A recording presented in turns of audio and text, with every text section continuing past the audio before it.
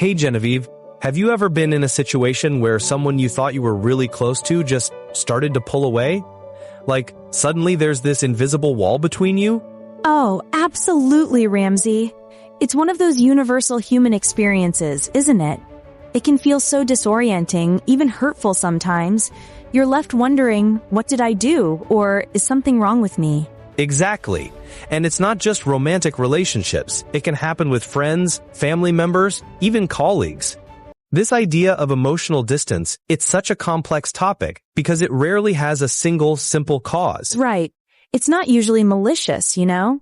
It's often a coping mechanism, a response to something deeper. And I think that's why it's so important for us to talk about it, to peel back the layers and understand why people pull away. So, when we talk about emotional distance, what does that actually mean to you? How would you define it beyond just someone pulling away? For me, emotional distance is that feeling of a disconnect, a lack of genuine intimacy or shared vulnerability, even when you're physically close. It's when someone stops sharing their true thoughts, feelings, or struggles, and you feel that barrier, that reluctance to engage on a deeper level. That's a great way to put it. It's like they're present, but not really present. Their mind is elsewhere or their emotional gates are just closed off. And it's not always a dramatic exit. Sometimes it's a slow fade, which can be even more confusing. The slow fade is the worst, honestly. You keep trying to reach out, to bridge the gap, but it feels like you're talking to a wall. It can make you question your own perception of the relationship. So, let's dive into some of the whys. From what I've seen, one of the biggest reasons people pull away is a fear of vulnerability. Opening up, truly sharing your inner world, it's terrifying for some people. Absolutely. It's like, if I show you who I really am, will you still accept me? Will you still love me? Or will you judge me or even abandon me? That fear of rejection or judgment is incredibly powerful. And that fear often stems from past experiences, right? Maybe they've been hurt before when they did open up. Trust was broken, or they were made to feel foolish for being authentic. So naturally they build up these protective walls. Exactly. Past trauma, betrayal, even just consistent negative feedback when they tried to express themselves as a child, those experiences wire us to believe that vulnerability equals danger. So, distance becomes a defense mechanism. Another big one, I think, is just sheer overwhelm. Life gets crazy, people get stressed with work, finances, family issues. Sometimes, pulling away isn't about the relationship itself, but about having no emotional bandwidth left to give. Oh, that's so real. I've definitely been there. When you're just trying to keep your head above water, the idea of having a deep, emotionally draining conversation feels impossible. It's not that you don't care, it's that you're running on empty. Yeah, and it's important to differentiate between that temporary withdrawal due to stress and a more chronic pattern of emotional distance. One is a phase, the other might indicate deeper issues. For sure. What about people who are naturally more introverted or just need a lot of space? Is that emotional distance, or is it just their personality? That's a great distinction. I'd say it's not emotional distance if they're still able to connect deeply when they do engage, even if less frequently. Emotional distance implies a lack of willingness or ability to connect, rather than just a preference for solitude. It's about a lack of intimacy, not just a lack of presence. That makes sense. So someone can be an introvert and still be incredibly emotionally close and vulnerable, just perhaps on their own terms and timeline. Whereas someone who is emotionally distant might be physically present but feel miles away. Exactly. Another common cause I've noticed is unmet expectations or miscommunication. Sometimes people pull away because they feel consistently misunderstood, unheard, or that their needs aren't being met and they don't know how to express it. Oh, that's a huge one. If you feel like you've tried to communicate something over and over and it's just not landing or nothing changes, eventually you might just retreat. It feels safer than repeatedly putting yourself out there only to be disappointed. And sometimes it's a lack of self-awareness on both sides. The person pulling away might not even fully understand why they're doing it or how it's impacting others. And the person feeling distanced might not realize they're contributing to the dynamic in some way. It's a dance, isn't it? A really awkward, sometimes painful dance. What about attachment styles? I know that plays a huge role in how we relate to intimacy and distance. Absolutely. An avoidant attachment style is practically synonymous with emotional distance. People with an avoidant style tend to value independence highly and often struggle with intimacy, When things get too close, too real, they feel suffocated and naturally pull back. Yeah, they often see attempts at closeness as a threat to their autonomy. It's not personal, it's just how they're wired to protect themselves, usually from early childhood experiences where their needs for closeness weren't consistently met or were even punished. On the flip side, someone with an anxious attachment style might actually inadvertently push someone away by craving too much closeness too quickly or by being overly demanding of reassurance. It can trigger that avoidant response in others. It's a vicious cycle then. The more the anxious person seeks, the more the avoidant person retreats, and it just creates this wider and wider chasm. It's heartbreaking to watch that unfold in relationships. It really is. So, we've talked about a lot of the whys: fear of vulnerability, past trauma, stress, miscommunication, attachment styles. What are some of the signs that someone is pulling away, or that we might be doing it ourselves? That's a crucial question. For me, one of the biggest signs is a decrease in communication, especially meaningful communication. Shorter replies, less initiative to reach out, avoiding deeper conversations, or even just general silence.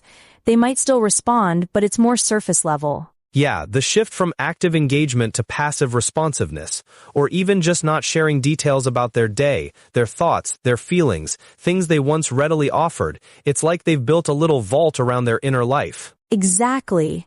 Another sign is avoidance of quality time. They might still hang out, but it's always in groups or with distractions like TV or phones. No more one-on-one deep connection time. Or they're busy all the time when you suggest it. The classic "I'm so busy" excuse, which sometimes it's true, but when it becomes a pattern, it's often a sign of intentional or subconscious avoidance of intimacy. And physical affection can decrease too, right? Definitely. Less touching, less cuddling, less non-sexual intimacy. It's another layer of the emotional wall being built. Also, a tendency to minimize problems or brush off concerns. If you try to bring up an issue, they might deflect, get defensive, or just say it's nothing when you know it isn't. Or they turn it around on you. "Why are you so sensitive?" Or "You're overthinking it." That's a classic tactic to shut down deeper discussion.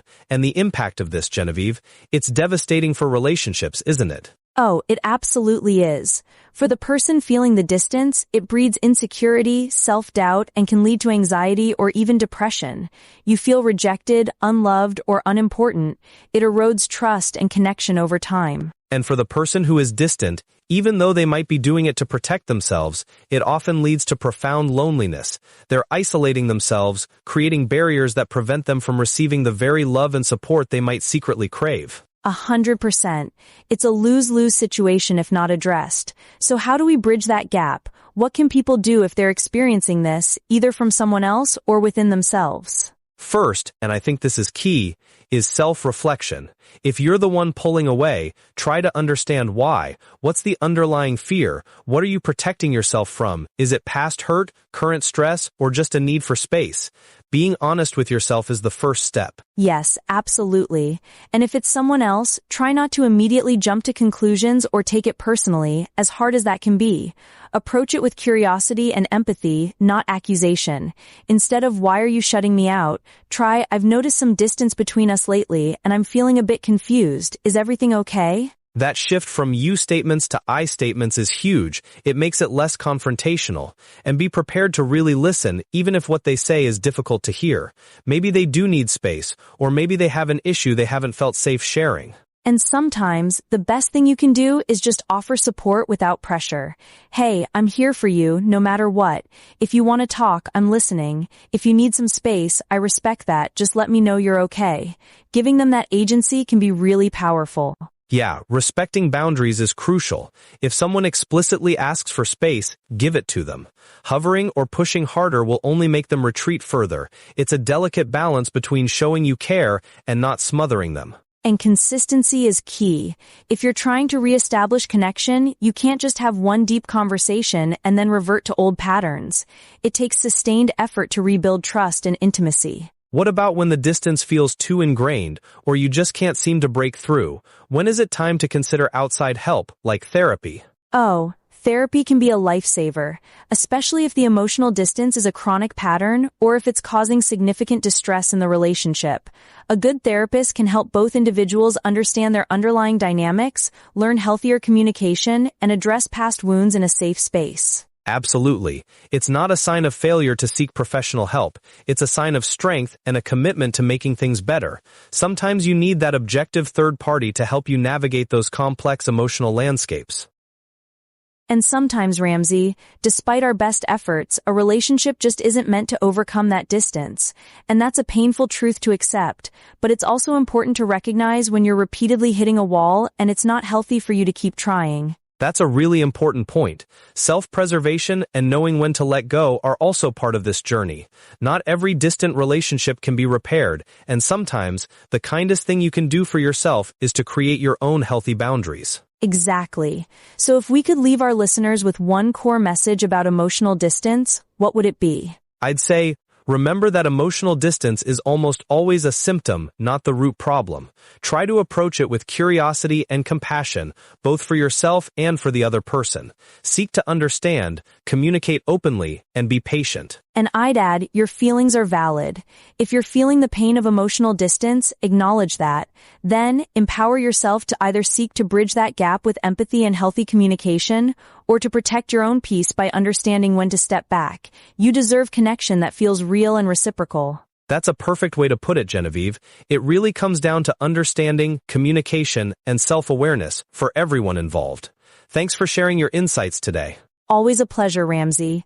And thank you all for tuning in. We hope this conversation helps you navigate the sometimes tricky waters of emotional distance in your own life. We'll catch you next time, everyone. Keep those lines of communication open, and remember to be kind to yourselves and each other.